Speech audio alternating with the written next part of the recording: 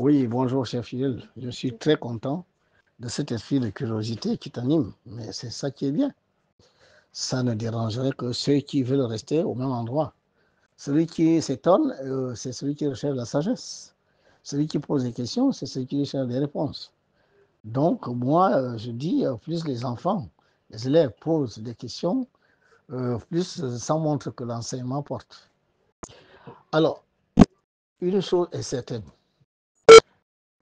Celui dont le verre est déjà plein, on ne peut plus rien lui ajouter. Si les maîtres des rites du Gabon estiment que ce qu'ils savent est la sommité et qu'ils n'ont plus rien à prendre de personne, parce que ce n'est pas eux que Maman Eo a rencontré, c'est leur droit le plus absolu. Mais je crois que Dieu ne rencontre pas 10 000 personnes à la fois. Ils font leur rite là depuis, aucun d'eux n'a rencontré la souveraine du Gabon. Tous se réclament chacun de ses génies. Les Ndjembis, là, ils ont leur génie. Les bouddhistes, ils ont leur génie, ils ont leurs ancêtres. Les autres, etc. Bon. Quelqu'un vous dit c'est moi qui ai créé tout ça. Et ils vont faire la démonstration par les nombres. Et c'est les nombres trompent. Donc c'est un hasard que Bouti c'est 9, Njobi 9, Melan 9, Ngil 9, alors que les 4 là sont les plus grands rites du Gabon. Le reste, ça vient juste tourner autour. Donc tout ça est le hasard. Est-ce que les nombres, est-ce que le hasard c'est 4 fois? On n'a d'abord même pas beaucoup de rites, on a peut-être 6 ou 7. Dans les 6 ou 7, 4 vérifient le nombre 9 et elle passe par ces 4 pour contacter, n'est-ce pas, tous les autres rites. Bon, si moi, c'est moi qui ai écrit Bouiti, Njobi, si c'est moi qui les ai inventés, on pouvait dire, ouais, mais tu as inventé en accrochant ça au nombre 9. Mais ce n'est pas moi. Elle m'a dit, si le doute fait, montre-leur ça. Et on vient de vérifier que les 4, c'est le nombre 9. Le nombre 9, c'est le nombre du Gabon. C'est elle, le Gabon. Bon, est-ce que les nombres trompent? Maintenant, si quelqu'un avec ça ne croit pas, il veut se dire, bon, moi, je suis grand maître de ci, grand maître de ça, je n'ai plus rien à prendre de personne, mais il n'y a pas de problème, c'est leur don le plus absolu. Moi, je suis un messager. Elle m'a dit, initie l'égoïsme. Dans l'égoïsme, vous apprendrez ces choses-là depuis le haut. Ce que vous appelez génie, que vous êtes, nos parents ne sont pas allés en profondeur dans ces connaissances-là. Il y en a combien dans le boutique? Ils ont combien de génies là-bas? Voilà, est-ce que les noms de ces génies, la manière de se manifester, ce qu'ils appellent génie, est-ce que c'est partout dans tous les rites bouti, puisque eux-mêmes, ils ont des branches là-dedans? Est-ce qu'ils se contactent ces génies de la même manière que cela? Mais en haut, là-bas, on parle d'élémentaux, les élémentaux. En Chine, si tu dis un élémental de l'eau, le chinois sait de quoi tu parles. Le chinois ne sait pas forcément ce que tu appelles le génie au Gabon.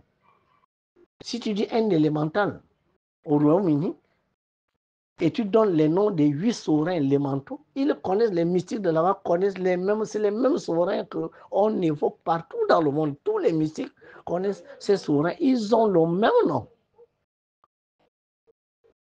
Voilà. Et c'est cette connaissance qu'on vous donne dans le bouddhisme.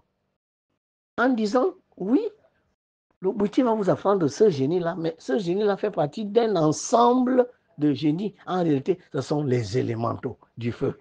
Vous l'appelez ici génie du feu, nous on l'appelle les élémentaux du feu. On vous a appris ici 2 ou 3 dans le bouti, ou le njobi, ou j'en sais rien, mais dans l'égoïsme, vous apprendrez les 8 qui gouvernent au monde entier les différents éléments. Voilà la différence. Dans le bouti, il mange l'iboga et il se projette dans des dimensions. Nous, ici, on vous montrera que, bon, à part manger l'iboga, vous pouvez aussi vous projeter dans ces dimensions de telle manière, de telle manière, de telle manière, sans forcément être obligé de manger l'iboga. Mais la preuve, est-ce que les bouddhistes, les hindouistes, les essénistes mangeaient l'iboga pour se projeter dans les plans spirituels et aller très loin? Ben c'est eux, c'est leur manière. On peut aussi leur dire ce que maman m'a dit, que l'iboga là a 5 dimensions. Il y a les racines, le tronc, les branches, les feuilles et les fruits.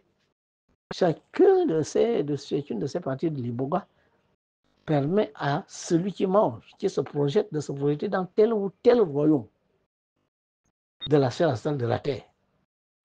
Voilà. Ce sont les choses qu'ils doivent découvrir. S'ils ne le faisaient pas jusque-là, mais ils rentrent dans la vie, ils se disent, bon, qu'est-ce que finalement ça veut dire? Quand on prend les racines, on fait ça, ça, ça. Et quand on prend le tronc, n'est-ce pas? On fait ça, ça. L'arbre a plusieurs parties. L'arbre a les racines, a le tronc, a les branches. avec déjà 3 parties. L'arbre a les feuilles, qui ne sont pas les branches, qui ne sont pas le tronc, qui ne sont pas les racines, mais l'arbre a aussi les fruits. Ça veut dire qu'à chacun de ces, à chacune de ces parties de la plante, une dimension bien déterminée. Et qui dit dimension dit un monde à contacter. Bon, ça, c'est des démarches qu'ils doivent faire. Maintenant, s'ils estiment qu'ils n'ont rien à faire de ça, je ne peux pas les obliger. Moi, j'ai l'égoïsme. Comme on dit, il faut leur montrer que ce qu'ils voient en bas là, ça vient de là. Ce qu'ils voient en bas là, ça vient de là. Et comme ça, vous allez connaître comment ces rites, en réalité, fonctionnent. Puisque nous, on est là pour montrer que nous n'avons pas besoin des églises, nous n'avons pas besoin d'aller dans les mosquées, nous n'avons pas besoin d'aller dans les loges maçonniques. Car ce que la franc-maçon appelle X, voilà le X là dans nos rites. Ce que le Tibétain appelle Z, voilà Z dans nos rites. Ce que le bouddhiste appelle T, voilà le T dans nos rites. C'est ça l'égoïsme. La connaissance profonde et des mystères de l'univers et les mystères, n'est-ce pas, de cet univers qui se manifeste sur la terre que nous avons appelée Gabon.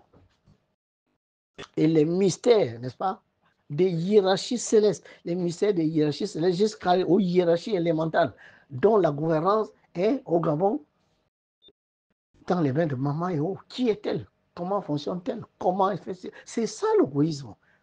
Venez à la conférence. Intéressez les Gabonais à venir à la conférence. Ça ne sert à rien d'être assis, de douter des choses, de faire ci, d'être prêt seulement à critiquer, à dire je ne crois pas à ça. Mais vous ne croyez pas à ça, vous n'avez rien vu avant. Parce que simplement cette entité était déconnectée de son peuple, de sa nation, de ses filles et fils. Il est temps d'aller la rencontrer. Qu'est-ce que ça coûte? Les autres cherchent à rencontrer Jésus. Je ne sais pas s'ils l'ont déjà rencontré là-bas. Je ne sais pas. Mais parce qu'il n'y a personne qui vous dit réellement qu'il a rencontré Jésus et dans quelles circonstances. Parce que Jésus, si vous voulez le rencontrer en humain, ah non, je suis désolé, vous ne le rencontrerez pas parce que Jésus humain, ce corps-là est quelque part sur terre. Ce que vous devez rencontrer chez Jésus, c'est l'esprit qui était en Jésus. Et cet esprit, nous l'appelons Dieu. Et ce Dieu n'a pas besoin de rester dans un corps. Ce Dieu se manifeste dans l'ensemble de tous les royaumes des règnes vivants de la terre. Aussi bien le royaume élémental que les règnes vivants qui sont au-delà de ces royaumes élémentaux. Voilà cette connaissance que l'égoïsme vous réserve. Venez à l'égoïsme. Les Gabonais sont en train d'entrer, hein, je préfère vous dire.